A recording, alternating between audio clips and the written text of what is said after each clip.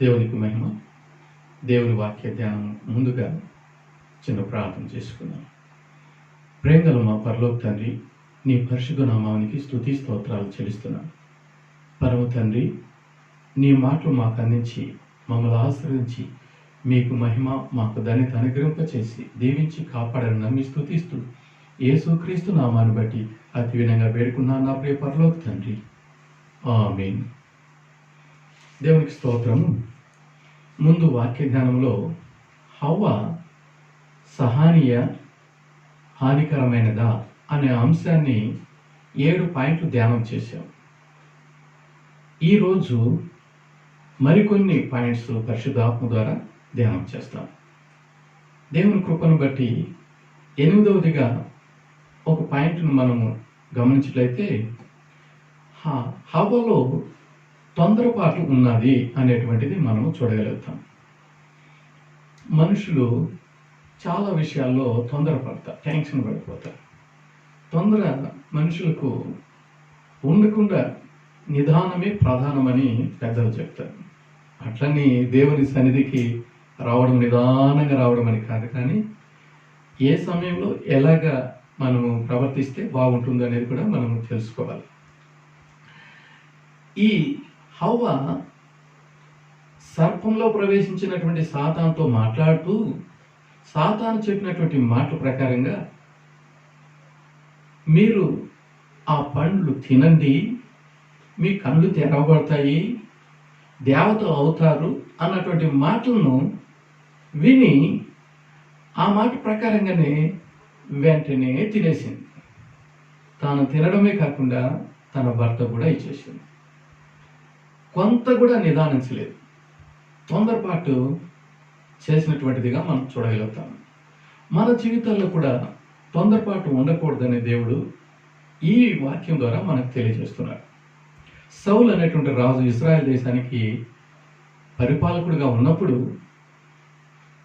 ఒక సందర్భంలో బలి అర్పించాలి. ఆ బలి అర్పించే సమయంలో సమూయేలు వచ్చి అర్పించాల్సింది.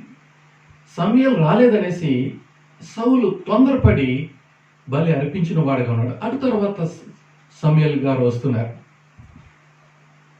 అతడు తొందరపాటు పడిన దాన్ని బట్టి తర్వాత రాజ్యాన్నే పోగొట్టుకోగలుగుతున్నాడు. కనుక సౌలు చేసిన పొరపాటు తన రాజ్యాన్ని పోగొట్టుకునే వాడుగా ఉంటున్నాడు. పరిశుద్ధ గ్రంథంలో జకర్ అనేటువంటి యాజకుడు దేవుని మందిరంలో యాజకత్వం చేస్తున్నాడు. యవన ప్రాయంలో వారికి సంతానం కొరకు ప్రార్థన చేశారు. అయితే దేవుడు వృద్ధాప్యంలో జవాబిస్తున్నాడు. మామూలుగా యాజకుడు దేవుని యొక్క మందిరంలో ధూపం వేస్తూ ఉంటుండగా పరిశుద్ధాత్మ దేవుడు అక్కడ ఒక కార్యం జరిగిస్తున్నాడు. దేవుడు దూతను పంపించి గబ్రియలు దూత ద్వారా శుభవర్తమానము అందిస్తున్నాడు. ఆ సందర్భంలో ఈ యొక్క జకర్యా తొందరపడుతున్నాడు. నేను వృద్ధుని, నా భార్య వృద్ధురాలే, ఇదెట్ల సంభవం అని. ఆ విధంగా అతడు తొందరపడి మాట్లాడాడు. తొందరపడి ఈ మాట పలుకుట వలన అతనికి నోరు మూయబడింది, మాట్లాడలేకపోయినాడు, సైకిల్ చేయాల్సి వచ్చింది. ఎంత సీనియారిటీ ఉన్నా కానీ తొందరపాటు కలిగి మాట్లాడుకున్నటువంటి మాటలు మాట్లాడాడు. తొందరపాటును బట్టి అతని నోరు మూయబడినటువంటిదిగా ఉన్నది. కొన్ని సందర్భాల్లో మనం కూడా అలాగ తొందరపాటు పడి దేవుని ఆశీర్వాదాలను మనం పలకలేకుండా, దేవుని మాటలు మనము చెప్పలేకుండా, దేవునికి మనము వేరేగా ప్రవర్తించి దేవుని కృపను పోగొట్టుకునే వారిగా ఉండగలుగుతాం. మంచి మాట అతడు డౌట్ కలిగి అతడు తొందరపడి ఈ మాటలు మాట్లాడాడు కనుక అతని నోరు మోయపడింది. దేవునికి మహిమ కలుగునుగాక. మన జీవితాల్లో కూడా అలాంటి తొందరపాటు ఉండకూడదని దేవుడు తెలియజేస్తున్నాడు. ఈ హవ్వ తొందరపడినటువంటిదిగా ఉన్నారు.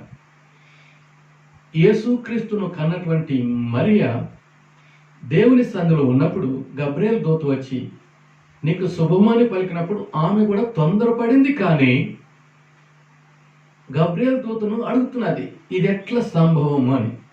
గబ్రియలు దూత ఇది పరిశుద్ధాత్మ ద్వారా జరుగుతుంది, దేవునికి సమస్తము సాధ్యమనే రీతిగా తెలియచేశారు. అప్పుడు అక్కడ ఏం ప్రాబ్లం లేకుండా పోయింది.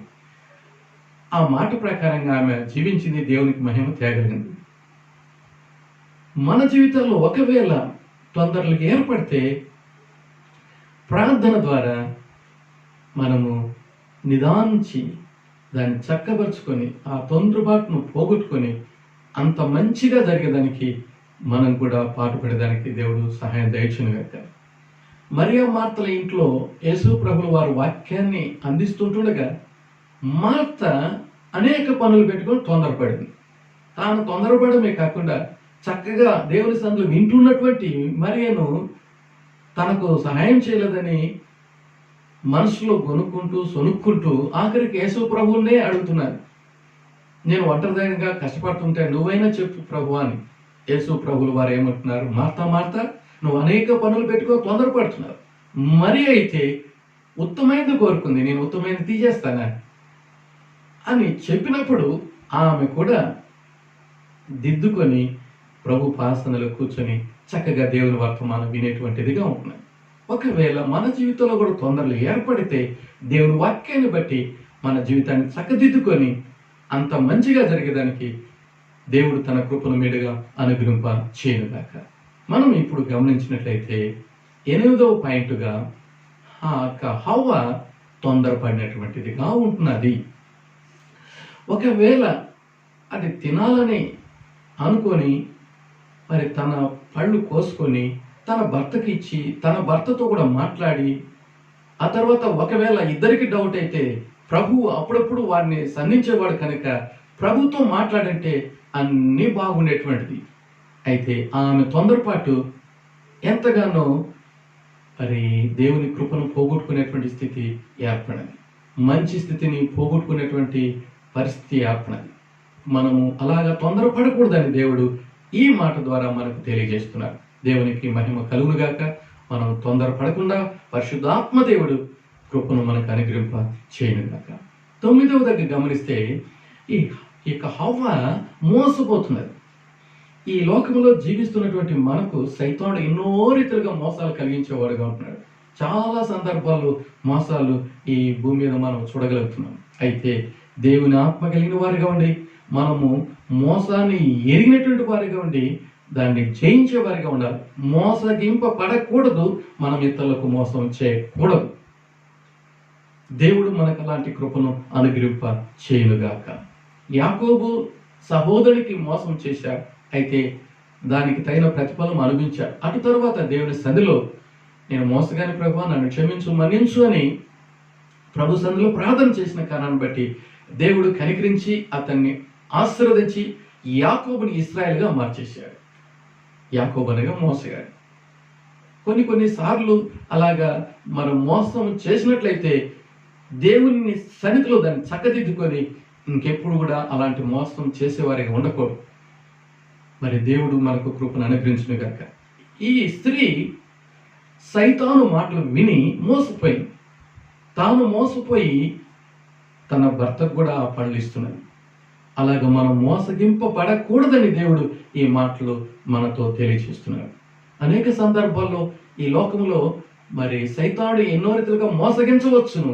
అయితే మనం మెలుకోగలిగిన వారిగా ఉండి ఆ మోసాన్ని జయించే వారిగా ఉండాలని దేవుడు మనకు తెలియజేస్తున్నాడు. ఒకసారి ఒక షాపు కలిగినటువంటి వారు ఉంటున్నారు. వారి భార్యాభర్తలుగా ఉండి ఆ షాపును మెయింటైన్ చేసుకుంటున్నారు.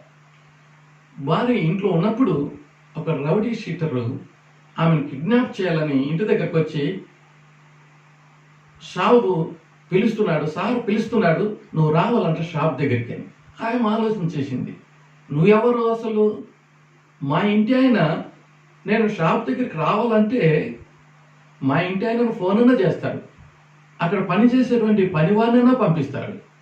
ఇలాగా తెలియనటువంటి వ్యక్తి అయినటువంటి నీ దగ్గర ఎందుకు వర్తమానం పంపిస్తాడు అని ఆమె గట్టిగా మాట్లాడినప్పుడు అతను భయపడినాడు. ఇప్పుడు తిన్నగా అక్కడ నుంచి తప్పుకొని వెళ్ళిపోయాడు.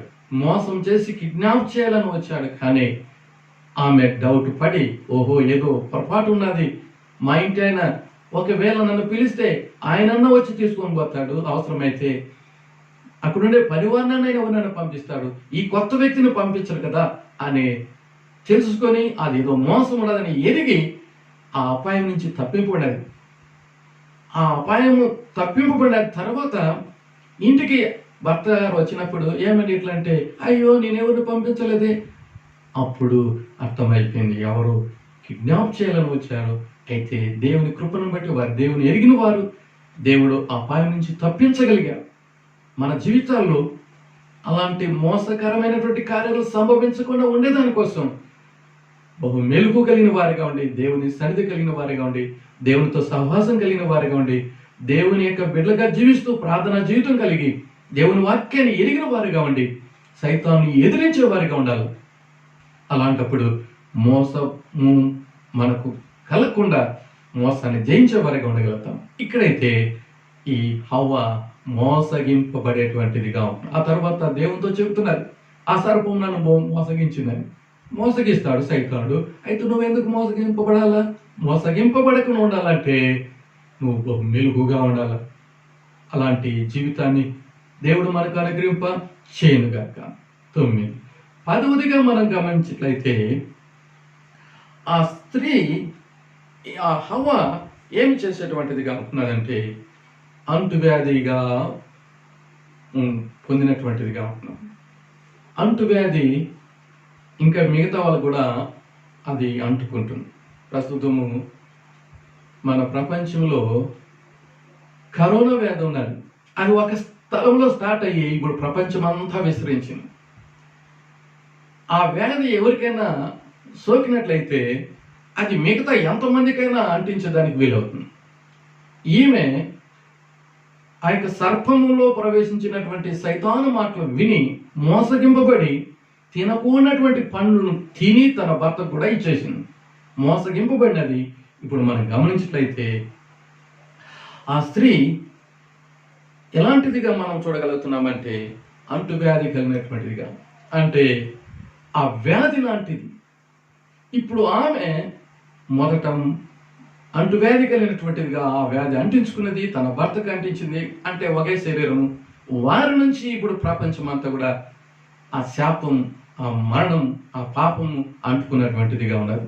కరోనా వ్యాధి ఒక స్థలంలో స్టార్ట్ అయ్యి ఇప్పుడు ప్రపంచం అంతా కూడా నిండిపోయింది. పాపం అనేటువంటిది మొదట ఏదైనా తోటలో వీరి ద్వారా ప్రవేశించి ప్రపంచం అంతా కూడా విస్తరించినటువంటిదిగా ఉన్నారు. డాక్టర్ దగ్గరికి వెళితే మనం ట్రీట్మెంట్ తీసుకోవడానికి మనకి ఈ సమస్య, ఈ యొక్క బాధ, కష్టం చెప్పినప్పుడు కొన్ని వ్యాధులకు డాక్టర్స్ అడుగుతారు, ఇది మీ పితులకి ఎవరికైనా ఈ వ్యాధి ఉన్నదా అని. ఒకవేళ క్యాన్సర్ కానీ షుగర్ కానీ ఇలాంటివి అడిగితే మనం గమనిస్తే వాళ్ళ వంశాన్ని బట్టి కూడా వస్తాయి. కనుక ఇక్కడ మనం గమనించినట్లయితే ఈ స్త్రీ తాను వ్యాధిని పొందినటువంటిదిగా ఉంటున్నది.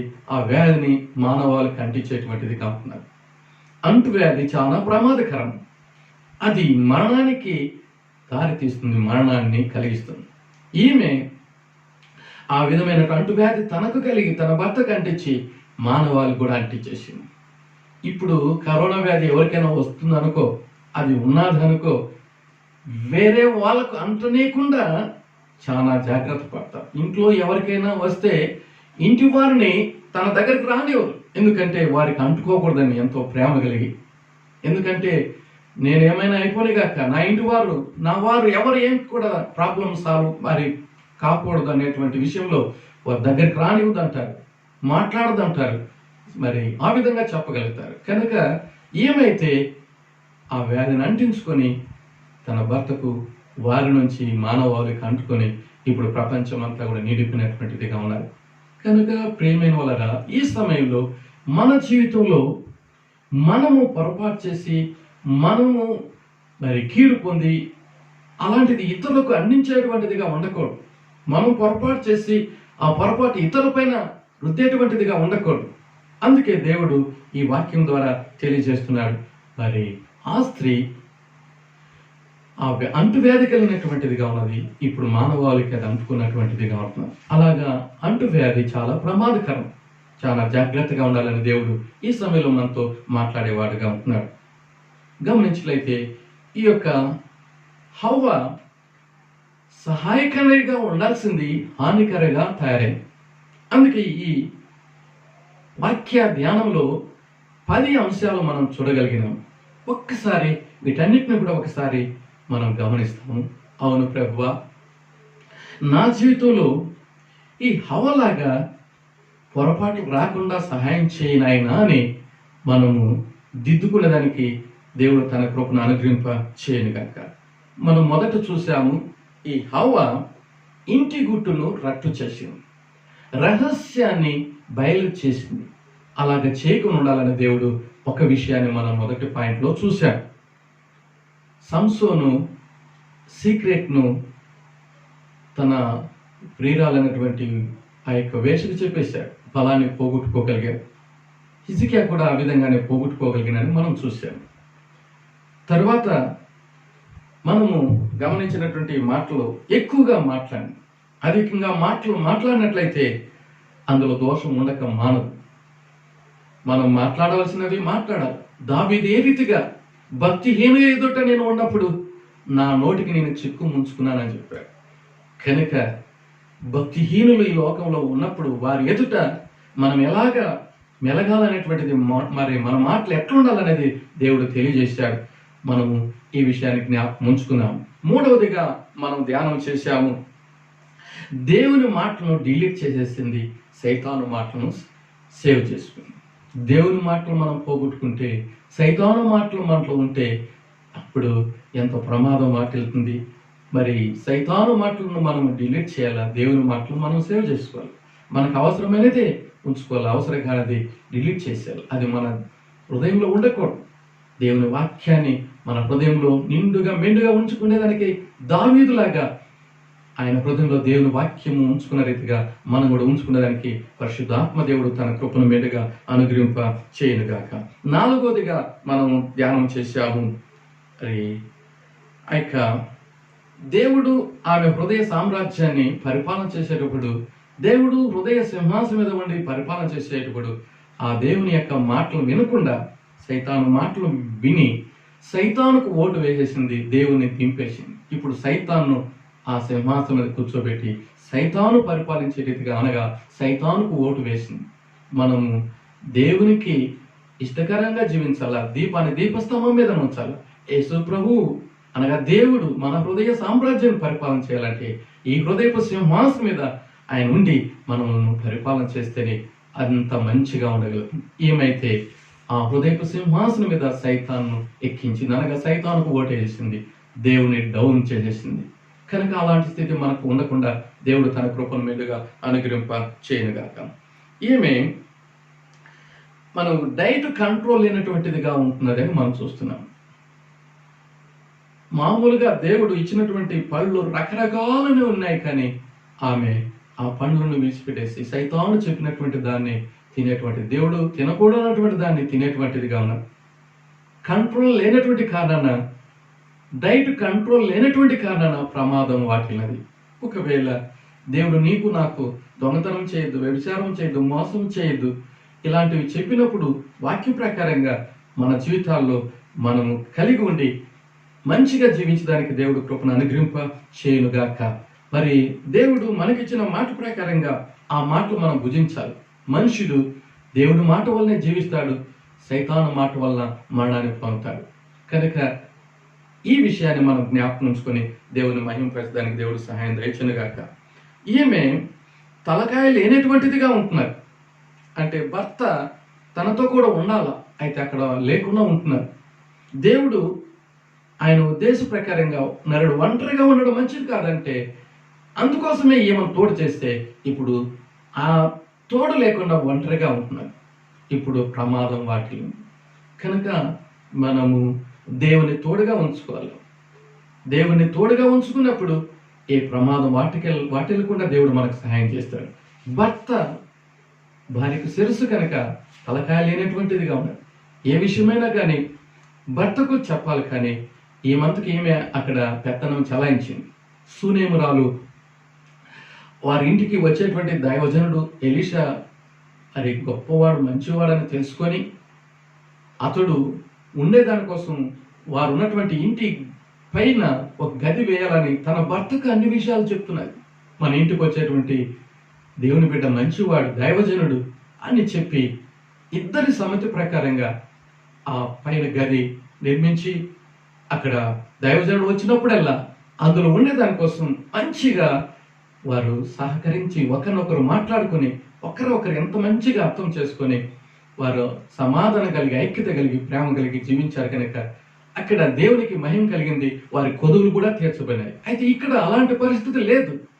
ఈ హవ్వ ఒంటరిగానే ఆ పళ్ళు తీసుకునేది, తినేది, బతికిచ్చేటువంటిదిగా ఉంటున్నారు.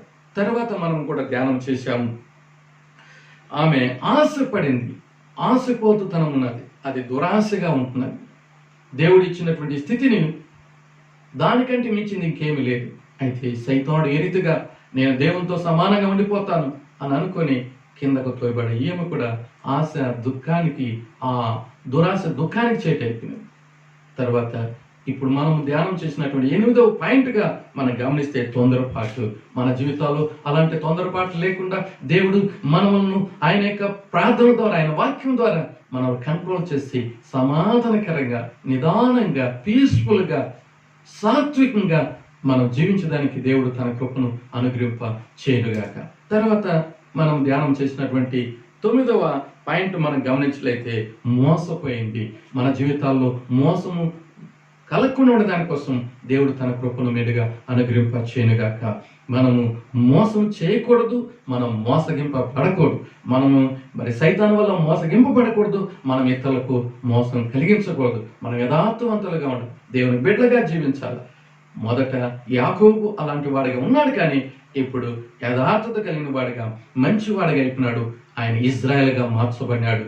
ఆయన తనకు కలిగినటువంటి 12 మంది కుమారులు ఒక దేశం అయిపోయింది. ఇప్పుడు ఇజ్రాయెల్ దేశం ప్రపంచ దేశాల్లో మంచి దేశముగా, పవర్ఫుల్ దేశముగా, సృష్టికర్త అయినటువంటి దేవుని కలిగినటువంటిదిగా, ఎంతగానో దేవునికి మహిమ కలిగించేటువంటిదిగా, ఆయన యొక్క శ్రేష్టమైన జనాంగంగా, ఆయన యొక్క స్వాస్థ్యంగా ఉండేటువంటి దేశంగా ఉన్నది.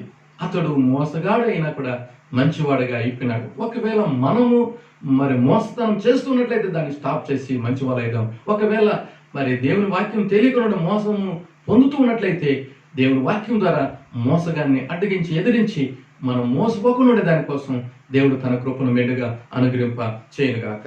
మనము ధ్యానం చేసినటువంటి దాంట్లో అంటువ్యాధి. మనం చెడిపి ఇతరులను చెడిపోయే వారిగా ఉండకూడదు. మనము బాగలేకుండా ఇతరులను బాగలేకుండా చేయకూడదు.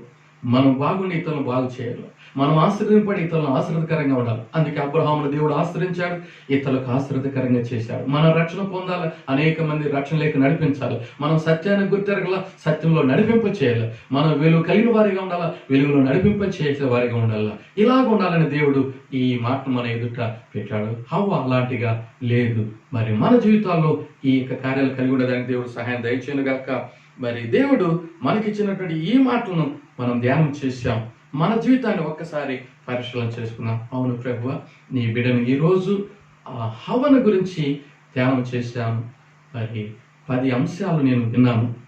నా జీవితంలో ఈ పొరపాట్లు రాకుండా ఉండడానికి దేవుడు కృప దయచేయను ఆయన అని ప్రభు వైపును చూసి ప్రార్థన చేసుకుందాం.